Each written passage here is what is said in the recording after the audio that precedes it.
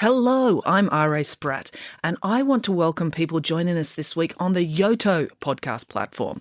Now, just so you know, most of the bedtime stories I tell here are standalone stories. But over the last year, we have been dipping in and out of the epic story of Odysseus, the hero from ancient Greek mythology. And this week, I'm going to be telling the second last installment of that tale. So if you can jump in right here, that'll be fine. I'm sure you'll pick it all up. But if you did want to go back to the beginning and start from the first episode, you can search back through the episodes. The first episode's called Odysseus, as told by Nanny Piggins, and it dropped on January 8th, 2025. Or you can go back and listen to any of the other episodes. You're going to find fairy tales, myths, legends, and mysteries. I hope you enjoy them all. Now let's get into it.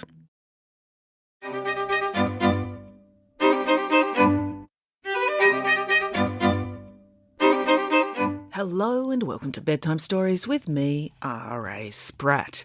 Now, it's Sunday afternoon when I'm recording this, and I am driving up to Canberra early tomorrow morning because it's book week. So I'm going to be visiting schools every day this week up in Canberra. So, of course, I'm slammed for time. So I thought I've got to record a podcast this week. And so I thought because it's book week, I wanted to choose one that had something to do with a book.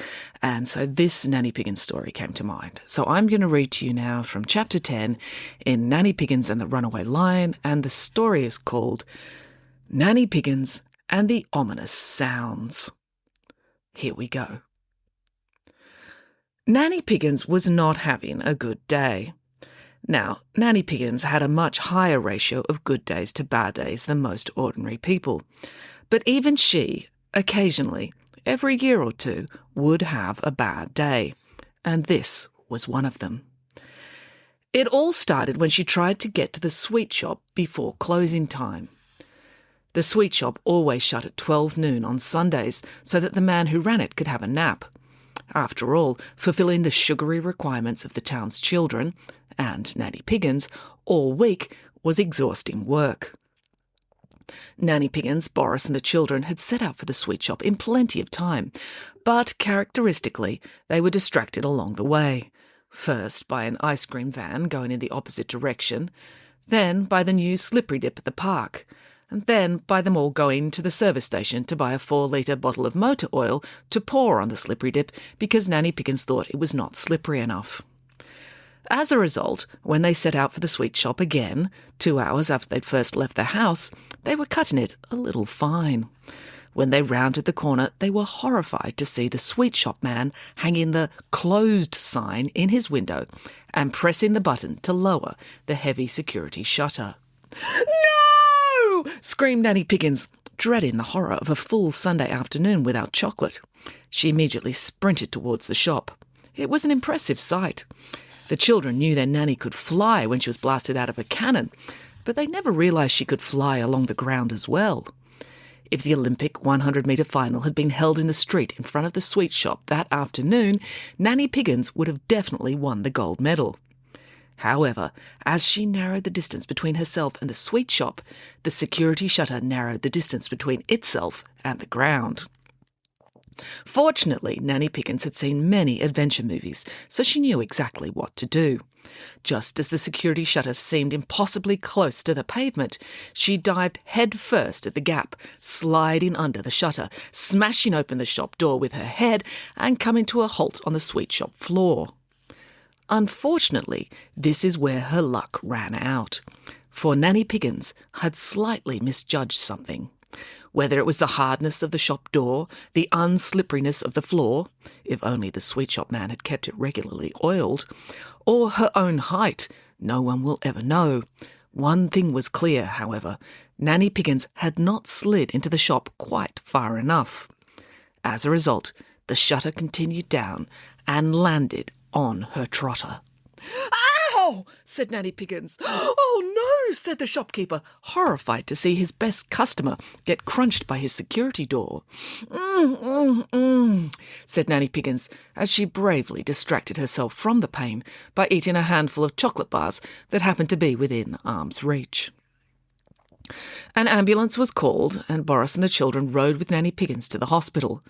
Boris had to ride on the roof because ambulances are not designed with 10-foot-tall dancing bears in mind. At the emergency room, after numerous x-rays, investigations and proddings that only made it hurt worse, the brilliant medical minds declared Nanny Piggins' ankle to be sprained. They sent her home with an elastic bandage, a pair of crutches, and instructions to stay off her trotters for a week. "Humph," said Nanny Piggins, as Boris carried her up the stairs to her bedroom. "Is the pain dreadful?" asked Samantha. "Oh, I don't mind the pain in my trotter. I can ignore that. I'm just upset that I forgot to stock up on supplies while we were at the sweet shop," complained Nanny Piggins. "There were a lot of distractions," comforted Boris. "What with Michael calling an ambulance, Derek holding the ice blocks to your foot to stop the swelling, and the shopkeeper weeping and begging forgiveness." "Well, if the ankle injury doesn't kill me, I may not survive the night, because I'll starve from lack of chocolate," said Nanny Piggins. "You did manage to shove 37 chocolate bars in your pockets while you were lying on the floor of the shop," Samantha reminded her, "and eat them all on the ambulance ride to the hospital." "Ankle pain makes me hungry," admitted Nanny Piggins. "Would you like us to go down to the kitchen and bake you some cake?" asked Michael, "just so you have basic supplies to see you through." "That's very kind," said Nanny Piggins, "but it's all right. I told the sweet shop man to ring Hans at the bakery, and he knows what to do. In cases of extreme emergency, he's to hire a helicopter and drop a crate of basic rations on our roof, so I shouldn't be surprised if they are there now." And Hans, being a good baker, had followed those instructions precisely.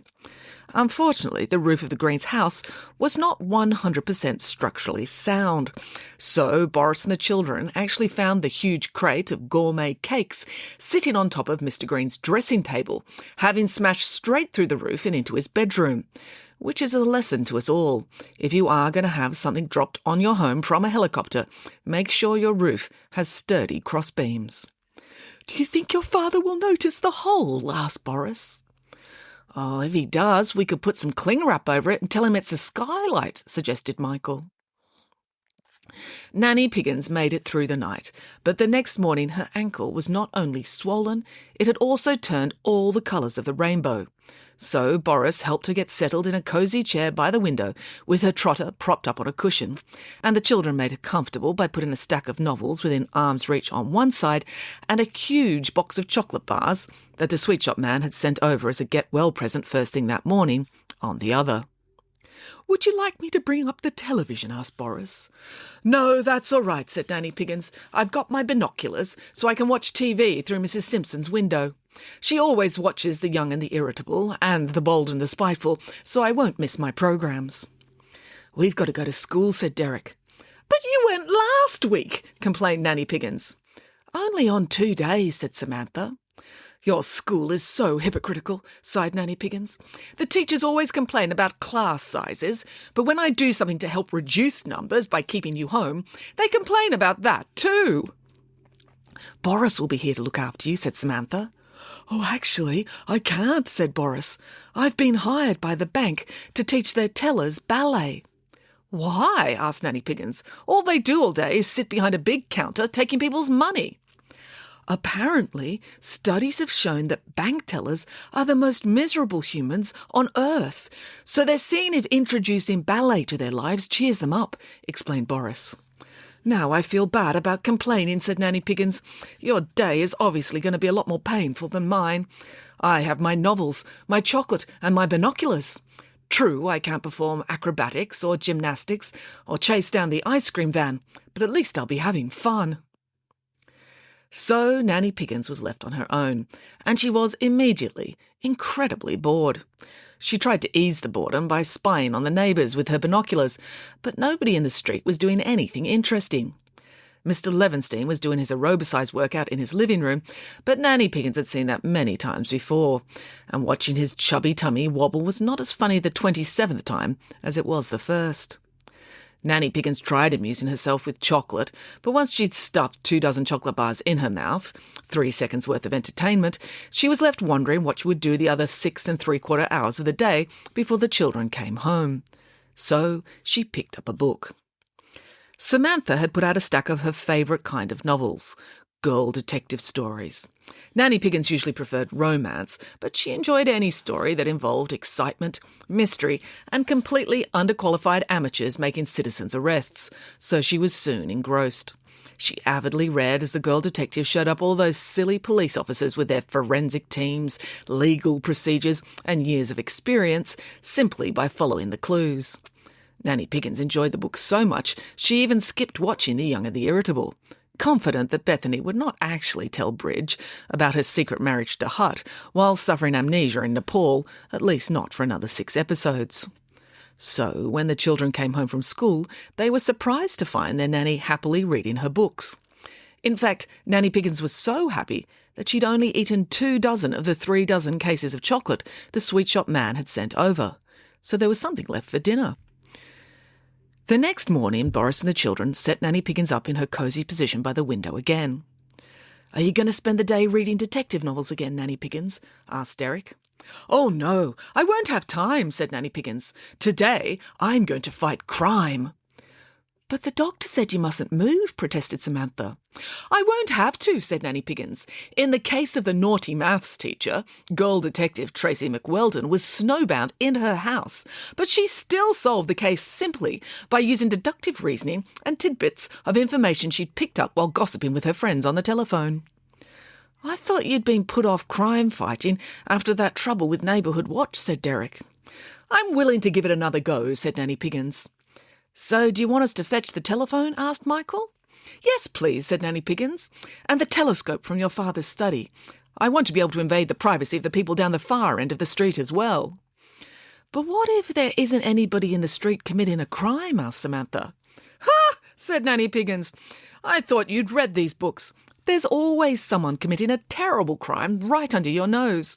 It's only because the police aren't as intelligent and observant as a 14-year-old girl that they never notice." So the children went off to school just as worried about their nanny as they had been the day before, except now for different reasons. "You don't think she's going to get into trouble, do you?" asked Samantha. "How much trouble can she get into sitting in a chair in her room?" asked Derek. Samantha and Michael looked at Derek. He blushed. They all realised the answer was a lot. At first, there was no crime for Nanny Piggins to solve, but she kept busy by ringing Mrs. Roncalli across the street and telling her the answers to her crossword. Nanny Piggins was using Mr. Green's powerful telescope to read over Mrs. Roncalli's shoulder as she sat at her kitchen table. But at 10 o'clock, Nanny Piggins hit the jackpot. She spotted a dishevelled-looking man breaking into the Lau residence across the street. Nanny Piggins was immediately on the phone to Mrs. Lau, who she knew, thanks to the telescope, to be in the upstairs bathroom regrouting the tiles. Nanny Piggins then called the police, sat back and watched as Mrs. Lau snuck down the stairs, went into the kitchen, picked up a frying pan, crept into the lounge room and hit the burglar hard across the back of the head. As Nanny Piggins later told the police in her official statement, "How was I to know that Mr. Lau had lost his key and was climbing in through his own window so he could get a nap after a long night working the late shift?" Mrs. Lau did not mind. She was angry with Mr. Lau about some overzealous pruning he'd done on her loquat tree, so she was glad of the excuse to punish him. But the police sergeant gave Nanny Piggins a lecture about wasting police time and instigating violence. Nanny Piggins was, however, not deterred. In fact, it encouraged her. Girl detectives were always told off for wasting police time right before they uncovered the international ring of wicked thieves. So, as soon as the police sergeant got back in his patrol car and drove off to the donut shop, even being around Nanny Piggins made people want sugary food, she went back to work on the lookout for crime. All right, well, I think that's a pretty good spot to end that story. So we might leave that there, and I will come back with the second half next week when I'm actually going to be in Sweden. So I'll read it all now and I'll get it all queued up so that while I'm away in Sweden, you can have the second half of that story. Okay, well, that's it for now. If you're celebrating Book Week this week, I hope you have a happy Book Week. I know many of you will be celebrating in the weeks to come, but really every week's a Book Week, isn't it? So until next time, goodbye.